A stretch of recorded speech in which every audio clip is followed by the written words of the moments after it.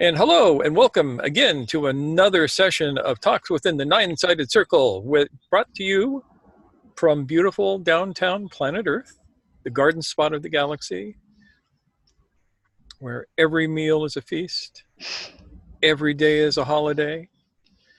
And I am your host, Mushtaq Ali Shah, along with my co-host, Noor Kyle. Yep. That would be you. And tonight, we're going to talk about addiction. It's one of those dark and creepy subjects, but it is very important because, and this is something I have thought about for years. Back in my youth, when I was running around in various places and going to like Sufi gatherings, I would walk into the tea room in a khanaga, a Sufi house, and it would be filled with smoke. Everybody would be smoking cigarettes. The sheikh would be chain smoking. And I always looked at that and said, there's something funny about this. And after I found my teachers, we had long talks about this whole thing. And I would say that you cannot be fully awake if you are addicted to anything. And that may be a bold statement, but I'm pretty sure that it's true. You cannot be fully awake because that addiction will put you right back into sleep behavior, into mechanical behavior. And there's no way around that. So if you run across a healer who smokes cigarettes, or a Sufi sheikh who is an alcoholic, you might want to rethink what you're doing. Of course, these are extreme examples of addiction. So, what is addiction? Anybody got a definition for us? I don't see everybody scrambling to the Google here. No thoughts. Okay.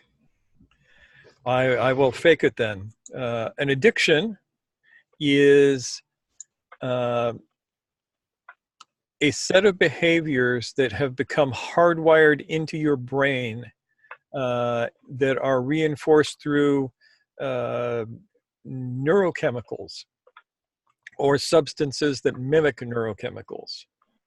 And they will often have a withdrawal symptom if you remove the object of addiction. They will affect your behavior. They will affect and distort your worldview.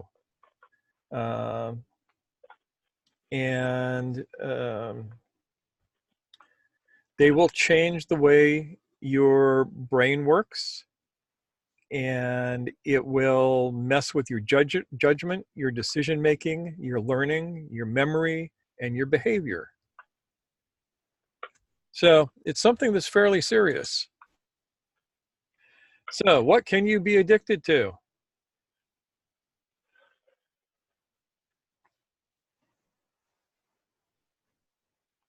Don't everybody answer at once. Throw a few things out. Food. Yes, you can be addicted to food, and food is a very powerful addiction.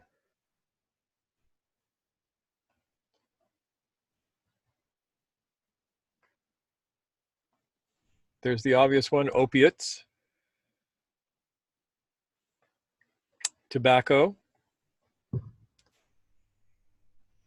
some others. Video games? Would we count that? Video games count. Video games count in a big way because they do some serious messing with your endocrine system and your neurotransmitters. Good video games are designed to give you massive dopamine hits. Mr. Keem suggests Facebook, Twitter, social media. Oh, types. hell yeah. Again, with the dopamine hits. Gotta get those likes. Yeah. I heard today that outrage also gives you Yep. like a hit of reward by punishing people. You get something out of that. So. Yep. Zainab suggests shopping, spending money. Yep. And she asks, any such thing as a good addiction or addiction to a good thing? Nope. There is not. Addiction requires a mechanical behavior. It's a behavior that you can't not do, basically. So you can have addictions that are more benign than others. You can be addicted to watching television. So it's going to destroy your body after a while, but not in the same way as, say, drinking 12 beers every night.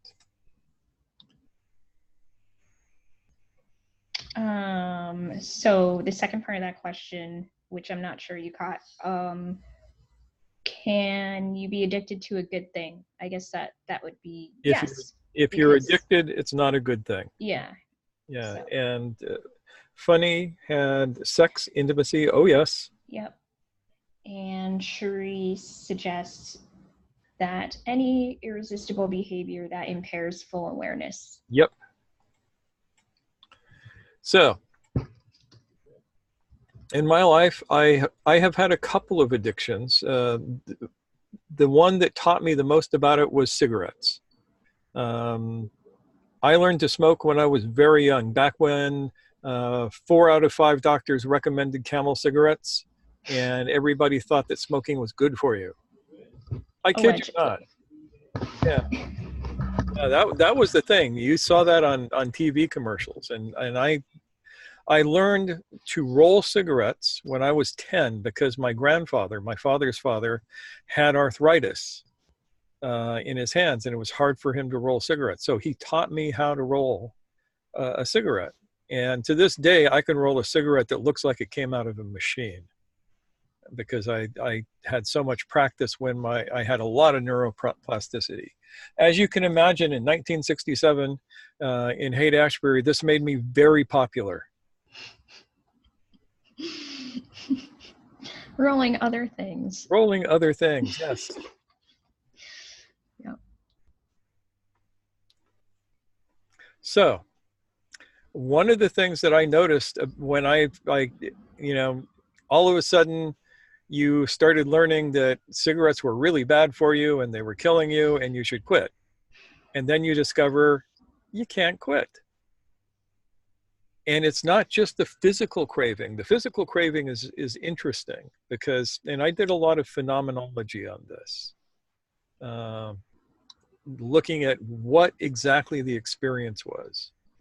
The initial experience with smoking tobacco was that it got you high, because it does. It gives you a buzz.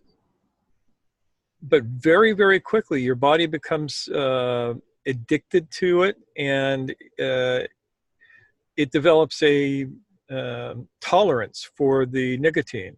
So you need more and more to get the same effect. But once you have developed the addiction, you are no longer smoking to get that high. You are smoking to stave off the withdrawal. And this seems to be true of most addictive substances.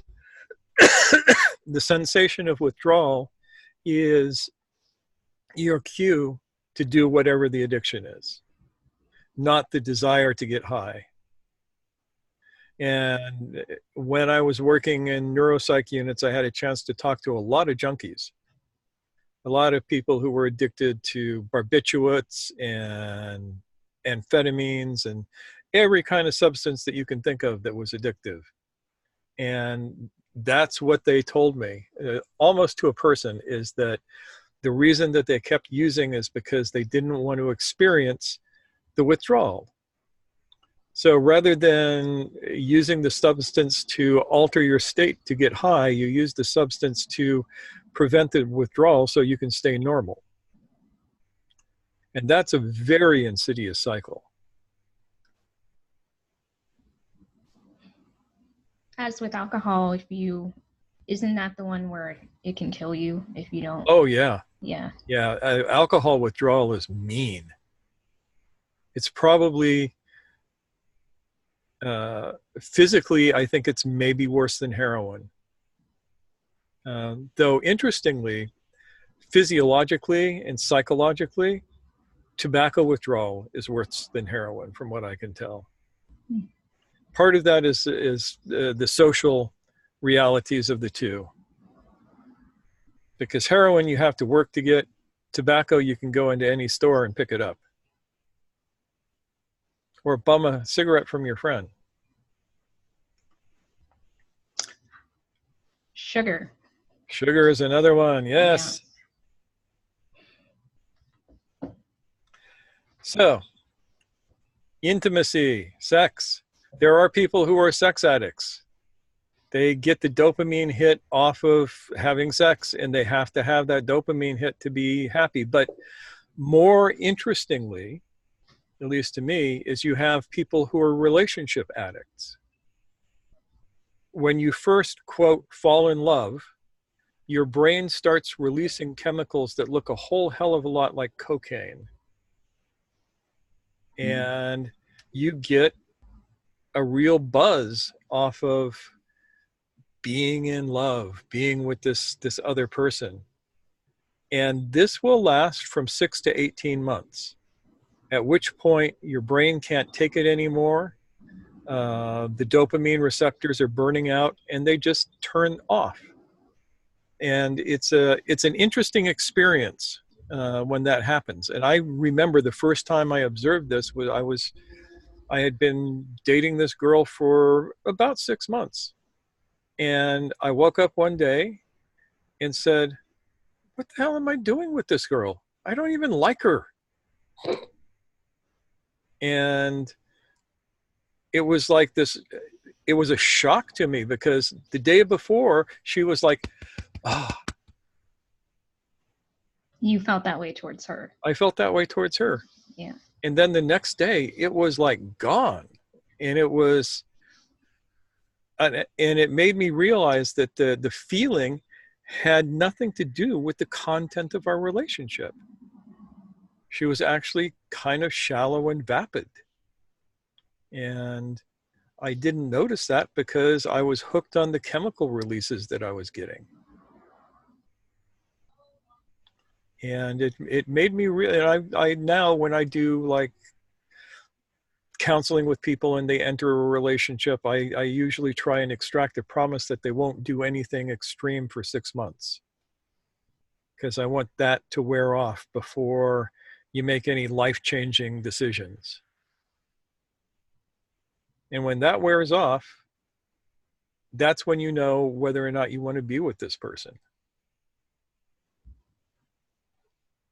But you find people who get addicted to that, and you'll see this pattern of, oh, I have met this person. I'm in love with them. They're wonderful.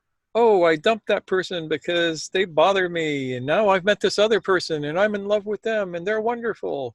And a pattern like this that goes on and on and on from one relationship to another. And it's just chasing that dopamine high.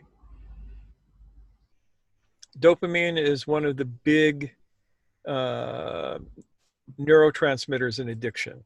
It's the neurotransmitter that is involved in pleasurable experiences. There are two. Dopamine gives you pleasure. Serotonin gives you joy.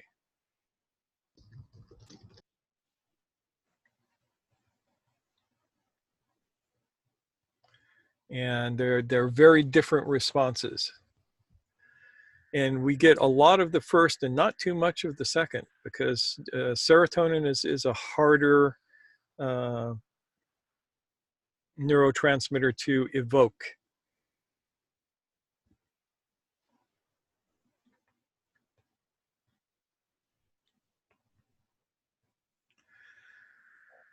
So this is the basis of the talk tonight, is What do you have in your life that you are addicted to, and how does it control you? For some people, well, for everybody here that we're talking to this evening, it's not going to be something obvious. I know you all well enough to know that none of you are drunks and none of you are shooting heroin. But you might have other things going on that are much more subtle. And if you are doing the work, part of the work is finding these things in your life that give you a mechanical hit and removing them, flat out getting rid of them.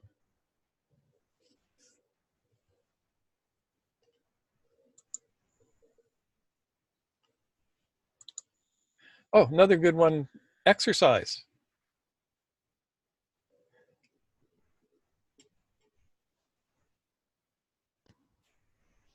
Zainab asks, could it be certain emotions? Yes, especially if you happen to really favor 4 on the Enneagram, you can get really addicted to certain emotions. If you favor, say, 0.6, you can get addicted to fear. If you favor 0.8, you can become addicted to anger. The confusion of feeling addictions tend to be more varied, though, which is interesting, because confusion of feeling types tend to be more sophisticated in the feelings that they're confused about.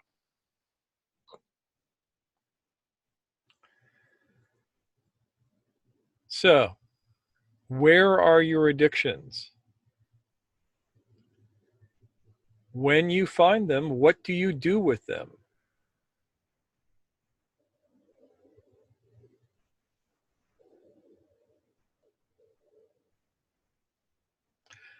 So, all addictions are one unit of unconscious behavior. If you're addicted to cigarettes, the act of taking a cigarette out of its pack, putting it in your mouth, and lighting it is one unit of behavior that is done unconsciously.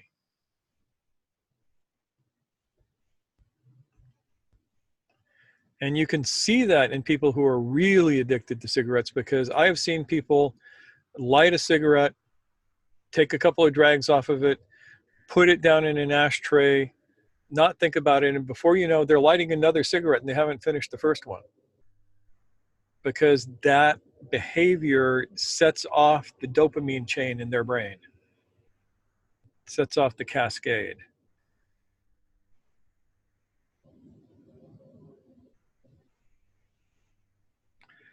So, whatever you're addicted to, and this maybe not you, this is maybe somebody totally different than you. It will be one unit of behavior. It will activate unconsciously. You will oftentimes not notice that you're doing it until you're already in the midst of it.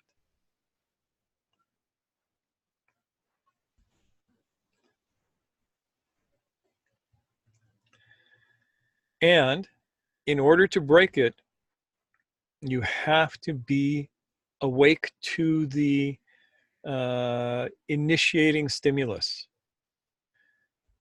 So when I was quitting cigarettes, and this was many years ago, this was 25 years ago now.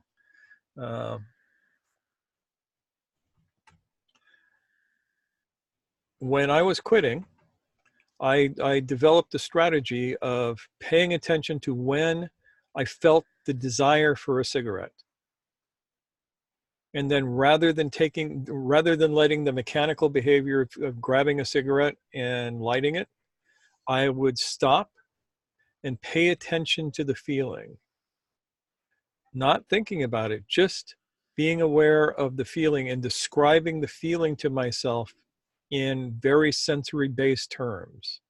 So it was like, oh, I feel a slight tightness in my chest, a sense of energy moving around that I would usually call anxiety, a tightness in my throat. I'm salivating just slightly, and I'm seeing a picture of a cigarette in my mind's eye.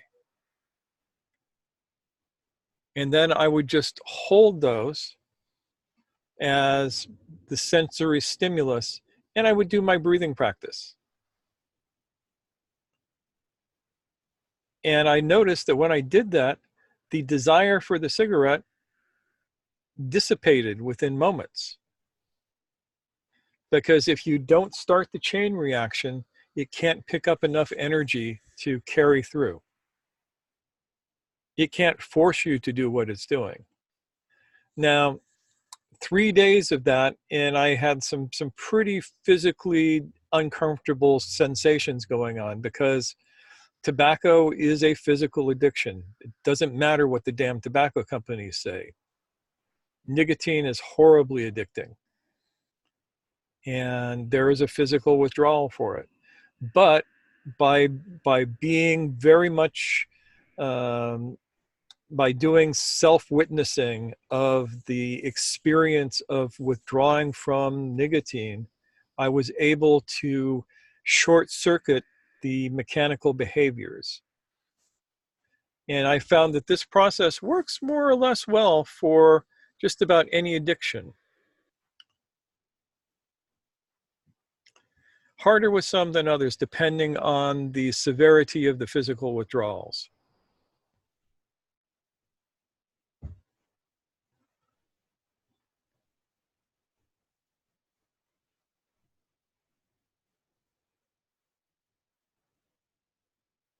Does this make sense?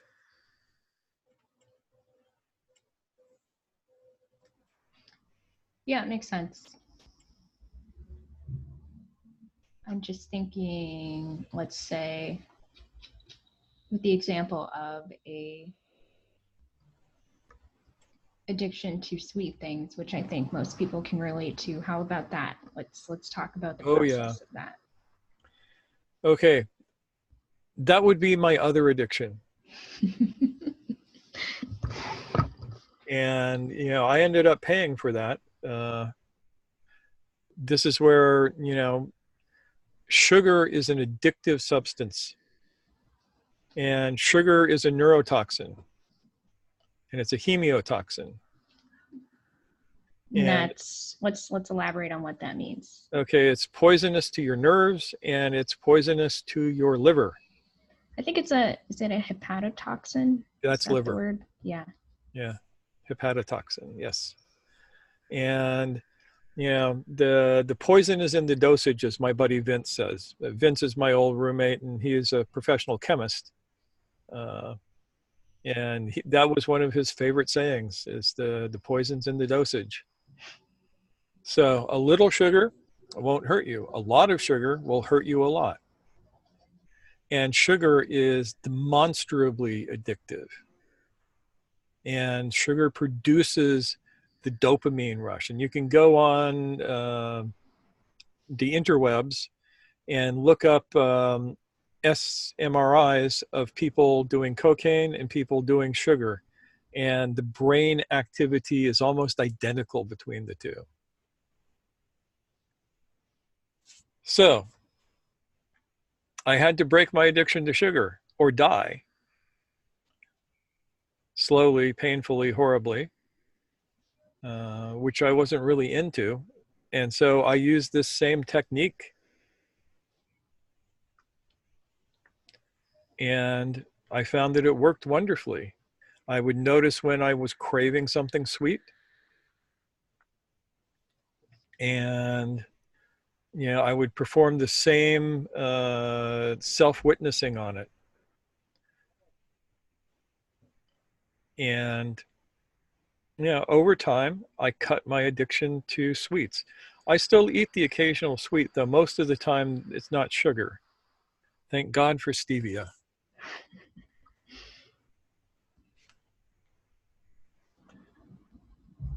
But yeah, that's one a lot of people have to cope with, and you should cope with it. If you find yourself eating a lot of sweet stuff, consider that what you're doing is about as harmful as smoking cigarettes. Just in a different way. In a different way, and both are long-term damages. You know, it takes maybe 20, 30 years of smoking to die of lung cancer. It takes 20 or 30 years of gorging on sugar to come down with type 2 diabetes. Well, less time now. I mean, we have children, for God's sakes, that are coming down with type 2 diabetes. Type 2 diabetes used to be called adult onset diabetes because kids didn't get it. But more and more children are being diagnosed with type 2 diabetes every day because our food supply is so loaded with sugar.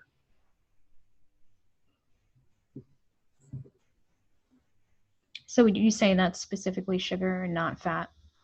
That's specifically sugar and not fat. Fat actually doesn't seem to be bad for you. That whole study that they did back in the 70s where they came out with the food pyramid with carbs on the top and fats, or very, very few fats and very, very high carbs, was an incredibly flawed study.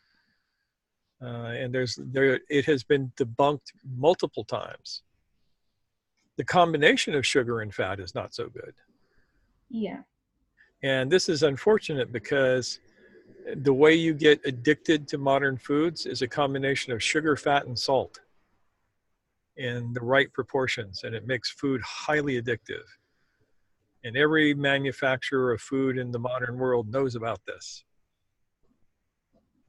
That's why I brought it up, because they kind of share,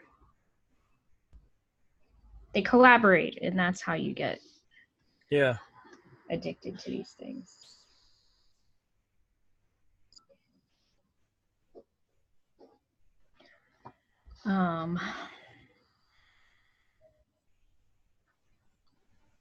Yeah, I mean, that's definitely my worst one. I mean, it's the thing that I want when things are going wrong, because it gives that feeling of self-soothing, distraction. Gives you the dopamine hit. Yeah. All right, guys, what do you think? This is the point where you're supposed to be profoundly affected by these revelations and now ask questions and clarify for yourself. Or at least come up with a good joke. I was just asking myself whether sweets and specifically chocolate was an addiction of mine. And my mind was instantly giving me, no, I don't think so.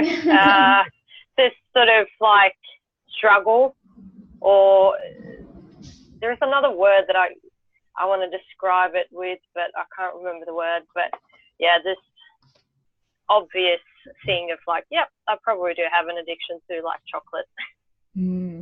So that reminds me of the conversation you and I had earlier in Mush Talk, where we were trying to discern, because my ego tends toward anxiety. I was like, I wonder if I'm addicted to anxiety, if I like need to be anxious. And the way that what did you ask me that helped me clarify that? Do you remember? I don't remember, but it was brilliant, whatever it was. It was like, do I crave it? Do I miss it when it's not there? Yeah. That's what I would look for, is when you're not feeling anxious, does that make you anxious? That was sort of the question. That's a different kind of question, because I don't know if I personally feel that way, but I know people who do. Yeah.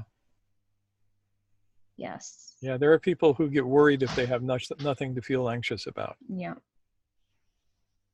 I have been that way. I don't think I'm that way now. Yeah. So, chocolate. Chocolate is food of the gods. Everybody knows this.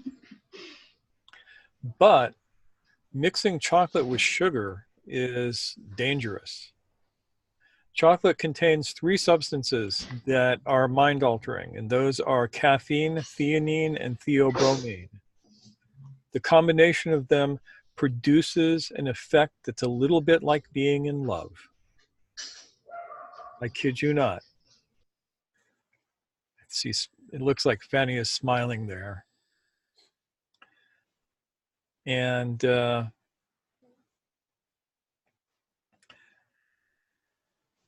chocolate is also really healthy for you. Chocolate has a very high level of antioxidants. People who eat chocolate 2 or 3 times a week tend to not have heart attacks as often. And interesting, it was a Swedish study that found that out. So I'm wondering if the study might have been a little bit loaded, because we do know that Swedes love their chocolate. Everybody thinks about the Swiss and the Belgians, but Swedes love their chocolate. I was just at a Swedish candy store last night. Yeah. Can attest, it was good. And so what I learned to do is make chocolate without sugar. And it's pretty good. Again, stevia. You can also use erythritol or some of the alcohol, sugar alcohols, though I don't recommend that as much. They can oftentimes have a negative effect on digestion. But stevia doesn't do that, and monk's fruit doesn't do that. And you can make a nice sweet chocolate that has 0 sugar carbs in it and is quite healthy for you. And you can still get a little bit of those 3 good drugs without the bad stuff. Plus put sea salt on the top of it. Yes. Or chili. That's the original, you know, is hot chocolate with chili was what the Aztecs drank. Yes. Yeah. I used to make my own chocolate with barely any sugar in it, but it seems like the high cacao content is upsetting my stomach, so it doesn't seem to work all that well for me anymore. Yeah, sometimes you have to cut it down a little bit. That's all right. Yeah. But you don't have to cut it down with sugar. You can, when I make chocolate, I make it using stevia for sweetener, raw cacao butter, and what you get with chocolate is usually cacao powder and cacao butter mixed back together. Really good cow's butter, and oftentimes coconut oil. And that makes really good chocolate, especially with either chili in it or a little sea salt on the top or any number of things. Yeah, there are some good recipes out there. Yep. On the internet.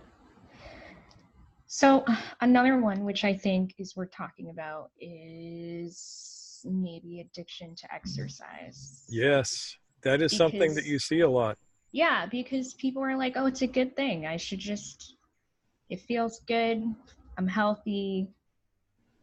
I should do more, you know? Yeah. So how do we respond to that? How do we work with that? That's hard, because you do have all of this positive stuff about exercise, and exercise will give you that dopamine hit. It will give you the runner's high. It will give you all of that kind of stuff. And you can really mess yourself up. I mean, go to a CrossFit gym and talk to the people who've been doing it for a year and listen to their list of injuries that they're working through. I like to pick on CrossFit because a lot of it is taught poorly and people hurt themselves a lot. But you see negative fitness and health are 2 related but separate things. But fitness can be taken way overboard. And so you can end up like working all the fat off your body. And that's not healthy for men or women. I've known a number of women who have gotten addicted to exercise who got such a low body fat that they stopped having their periods. Yeah. That's very, very common. And that's maybe not healthy for you. That's starvation mode, right? Yeah. Like your body is thinking, I need to preserve everything I've got. Yep. Hence the lack of periods. Yeah. And you know, people will get into chemical enhancements for going for what they're looking for. So physique, you know, physique is a thing. If physique is number one, then you will find the steroid junkies in those gyms. Because the only way you can look like some of these people who are out there as bodybuilders is with some chemical enhancements. Now, my rule, and I stole this from Scott Sonnen. I have to give him credit for being the first person I knew who advocated this really loudly, was health first. In everything that you do, you exercise to be healthy, then you exercise to be fit. And if the fit messes with the healthy, you need to reorient yourself. And this is for if you want to live a really long time. If you want Achilles' choice, you know, a short life but a glorious one, then exercise to be fit. But if you'd rather have Odysseus' choice, you exercise to be healthy and you live a long time and you get back to your wife. And you rule Ithaca.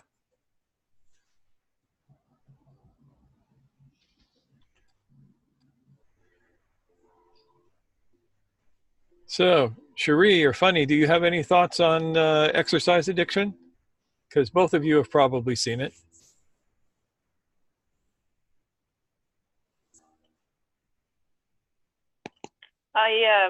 I used to be very addicted to training, but I don't feel like I have that as much anymore. There's probably a mild version of it still, I would say, to some degree. But yeah, I had a lot of injuries back in the day and a lot of aches and pains around the lower back and the neck and all of that, and it simply didn't go away. Also because I was addicted to working and I was addicted to training, and yeah, that was not very good. Yeah, that sounds like a lot. Yeah, and David, you may have seen this in the dance world as well, because I know a lot of dancers who dance themselves to death.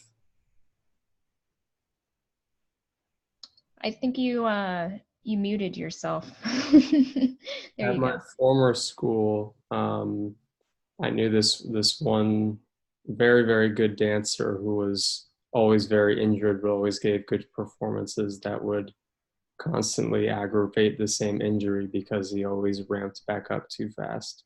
Mm, So Yep.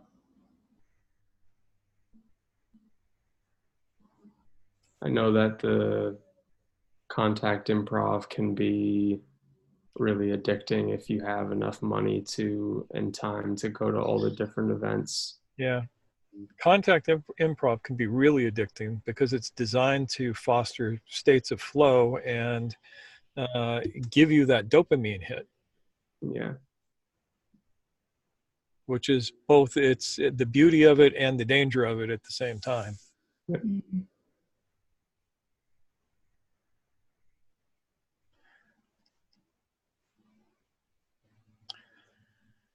So this is addiction. This is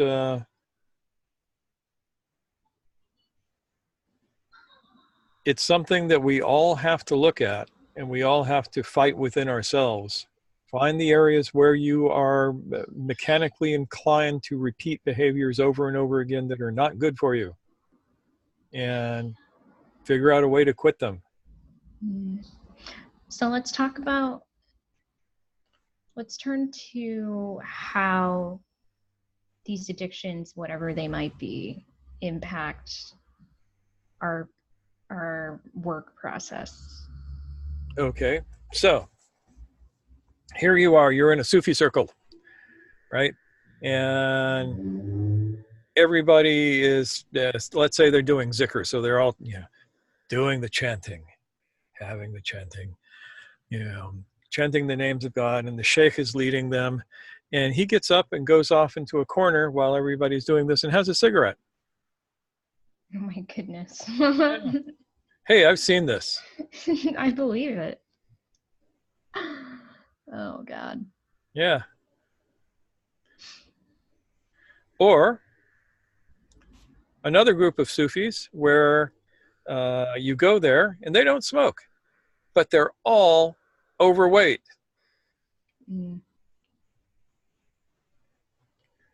And unhealthy physically. And that would suggest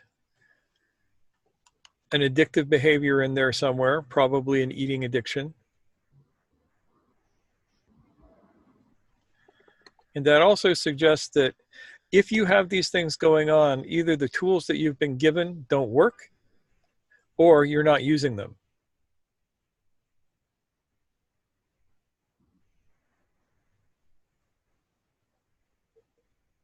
I was just thinking that is it possible that people have an aversion to truly feeling deeply within themselves or having a full experience of something, that they're mentally just focusing on a look or a particular way that they think might be an ideal?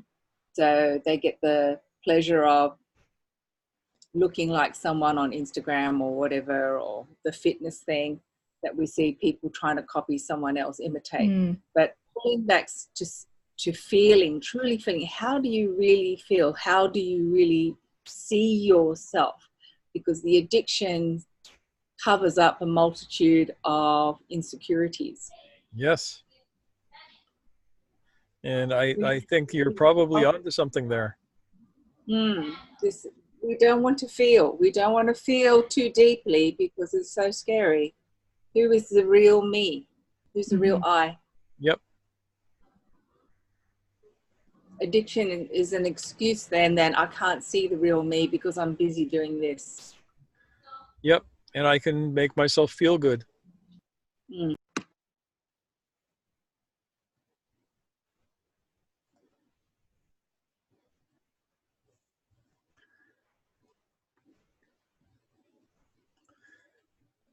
So, any other thoughts on this? Are you all clear on the basic technique of how to deal with this? That would be where you want to ask questions. If you're not completely clear, let's get that hashed out, because God knows I can be unclear at times. And let's see if we can make this clear enough that everybody can use the series of techniques to deal with any addictive behavior that shows up in their lives. When you were describing the description and then the breath practice, did you mean that you were like freezing the feeling, or were you letting it go as it went when you did the breath practice? I was stopping the behavior but allowing the feeling. Okay. And that's very important. You're not going to stop the feeling, but you can stop the behavior. Yeah. Okay. And interesting, stopping the behavior intensifies the feeling. Yep, that is true.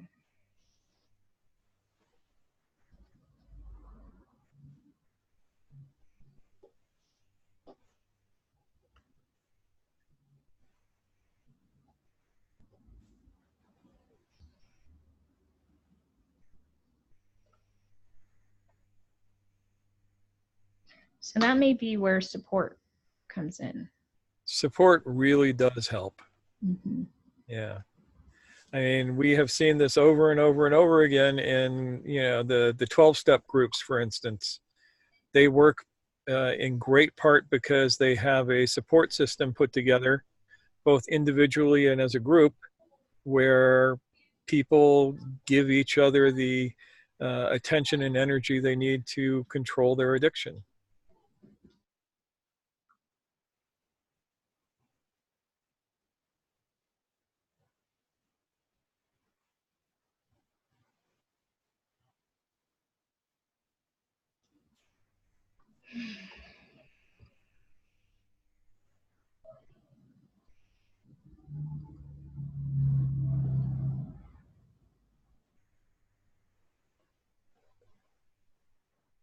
Yep, because you're not always going to be able to handle the intensity that grows with the resistance of the behavior by yourself. That's why support is good.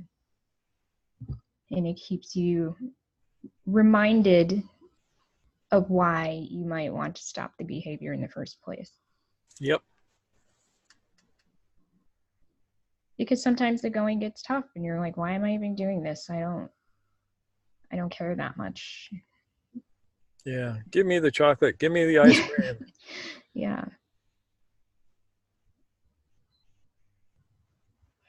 And of course, I mean, if it's something that is alcoholism, it takes more than just you sitting by yourself to do that. That can take medical support. So this is for things like sugar, TV addiction, things that are likely more everyday, but still insidious.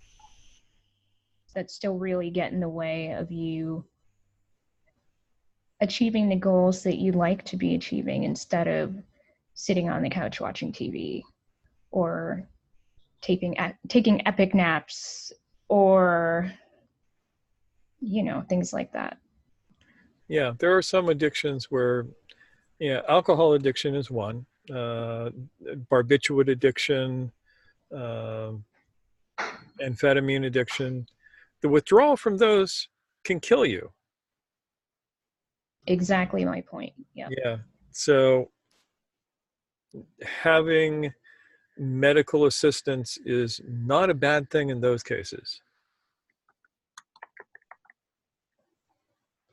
And you know that you're not addicted when you can do the behavior or not. Though the thing with addictions, it's like, I will never smoke another cigarette because all it will take is one cigarette for me to be re-addicted. Mm-hmm. Because the addiction to tobacco made permanent changes in my brain, in my nicotinate receptors. And so I have a predisposition to be easily re-addicted to the substance. It's the same with alcoholics and junkies. It repatterns your brain, and that repatterning is more or less permanent. And there are some things where you go, I can just never do that again. That's fine. I just won't do it. There are other things.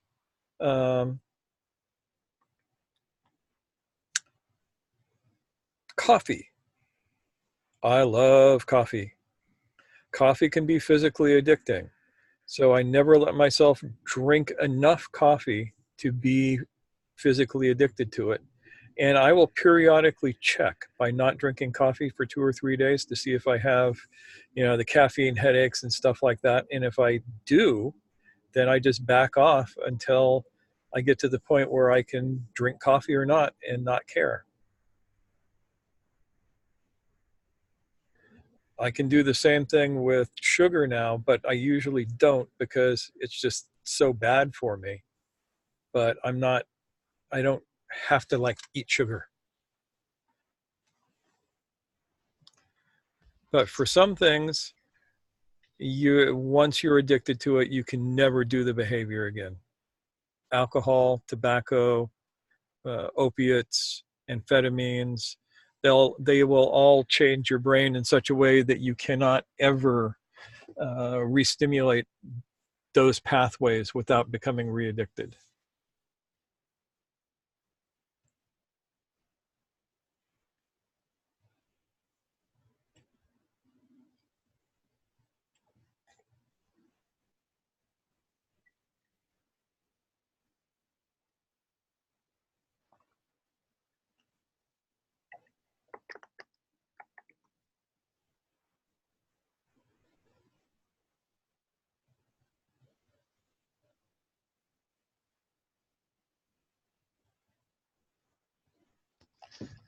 So there you have it.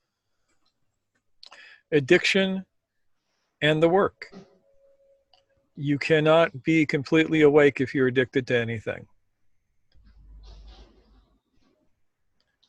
And that gives you a pretty good touchstone for when you are talking with teachers or potential teachers. If they light up a cigarette, you might want to look elsewhere.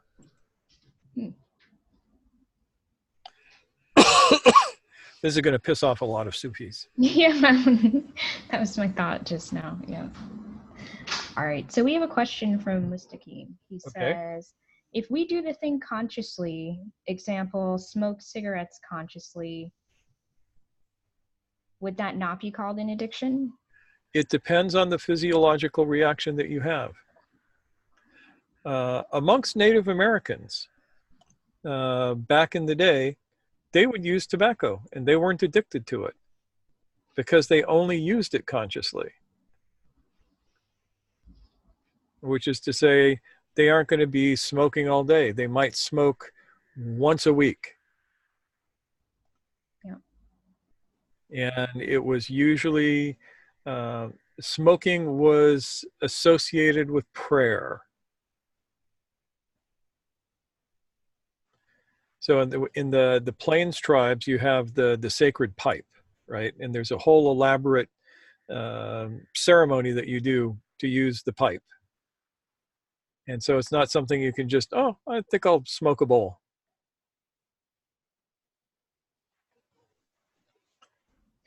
Smoke a bowl, huh? Yeah. So any substance can be used consciously. And that includes substances like heroin, like, cocaine. Any of those can be used consciously, but you always run the risk of developing that physical addiction. So the short answer is yes, if you smoked a cigarette consciously for a specific reason, that's not addiction. If you smoke 20 cigarettes a day, or even 10 cigarettes a day, or even 5 cigarettes a day, that's an addiction.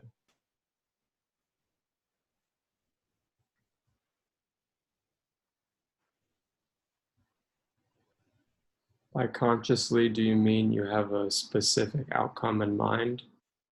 Yeah, or a specific reason for doing it. So, for instance, I go to a Native American church ceremony, and we're all sitting there in the teepee.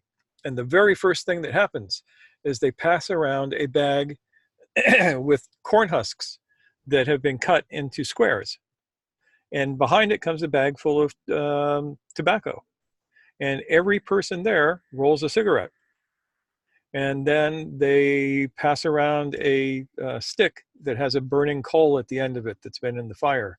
And you light the cigarette off that stick and you pass the stick along. And then you use that cigarette to make your prayer. The Sioux say in translation, I pray with visible breath. You can see my breath going up to heaven. My words are being carried to the Great Spirit. Wow. And that's a thing. But you only do that once. You don't sit there all night rolling corn husk cigarettes and smoking them.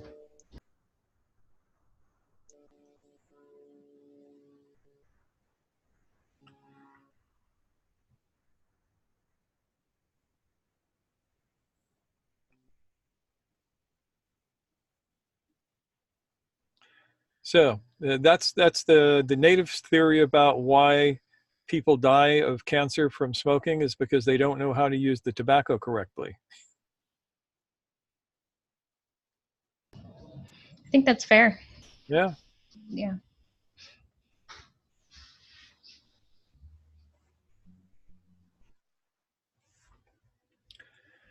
Okay. Any other thoughts, questions, comments? Cherie says she's good. She's all set. Yeah. Okay.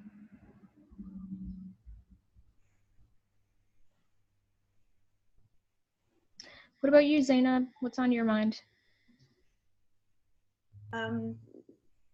It reminded me of the hookah, the Arabic venue. Mm-hmm. Yep.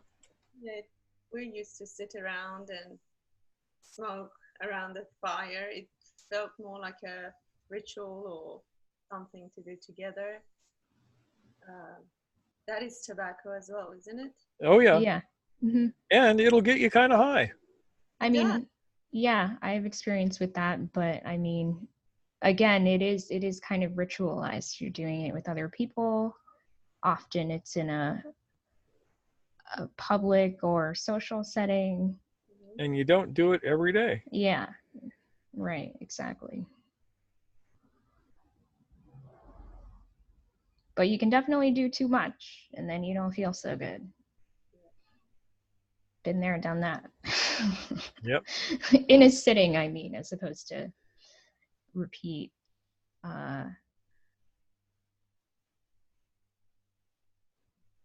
Yeah, for some of these addictions, if it's done consciously, and like for example, if you make a chocolate or make Arabic coffee on stove for 15 minutes, then you don't have you won't eat or consume as much as you would do if it's an instant thing that you can get.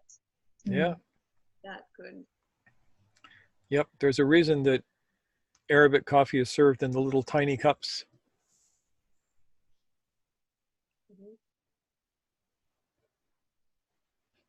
The poison is in the dosage. Yep.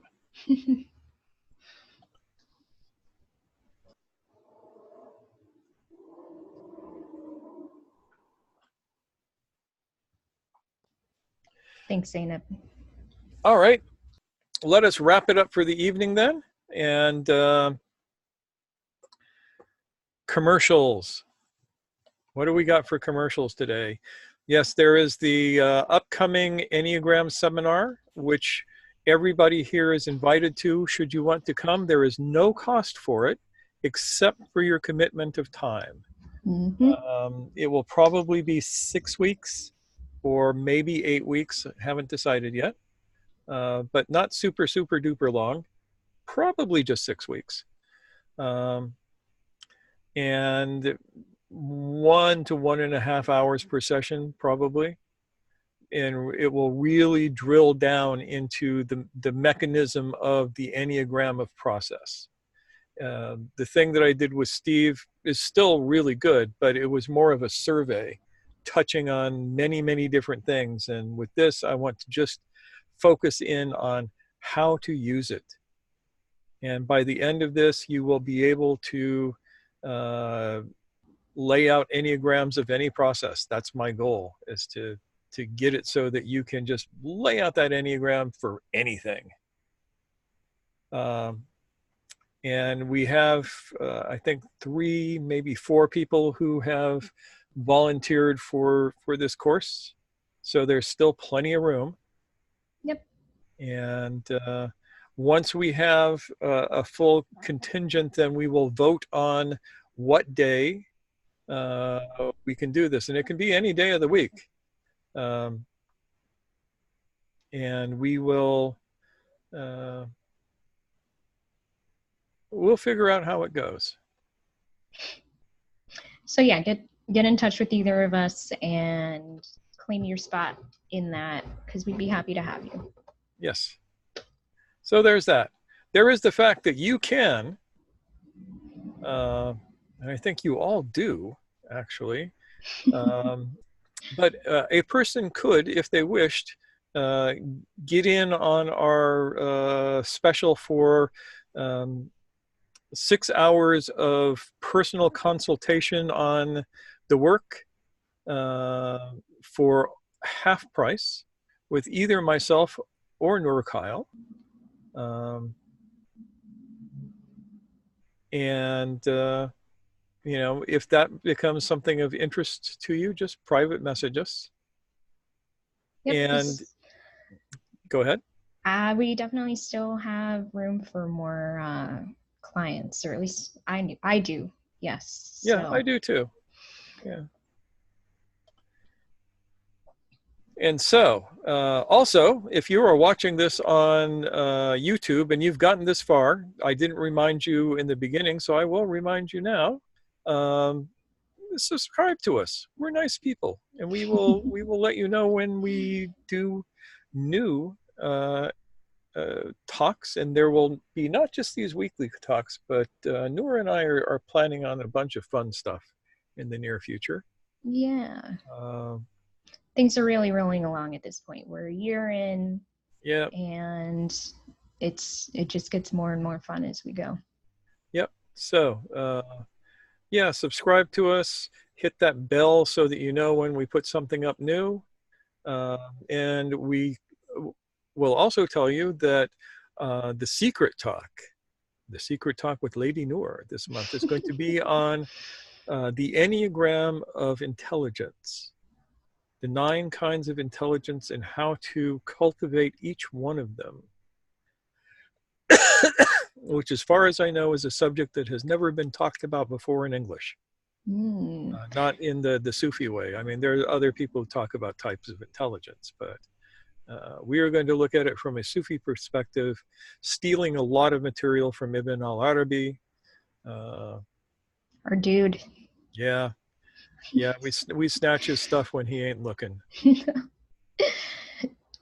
So the way to get access to that is, as always, to donate to our alms drive, which is a monthly thing that we do. And you can always donate as little or as much as you want.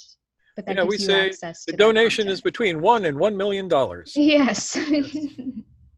So for those who have donated already, always thank you very much for your support. We really appreciate it. Yes, we really do. And for those of you who are going to donate very soon, we also appreciate you. Yes. All right. Anything else? Any other thoughts? Any other commercials? Oh, yeah. One other thing. Along with the Secret Talk, some lucky person is going to win a 9-sided circle t-shirt in our monthly raffle. In the size and color of your choice. Yes. As long as you want extra, extra large and black. No, I'm teasing. Nope. If you win, if you win, we will point you to where you can choose the one you want, and then I will have it sent to you. Yep. Lucky you. And we'll send them anywhere in the world. There you go. Those are the prizes and the what do you call it? The incentives for this month's alms. Not that you need any incentive, but I mean, if you just love us, that's cool too. Yeah. You still get a t-shirt if you win it.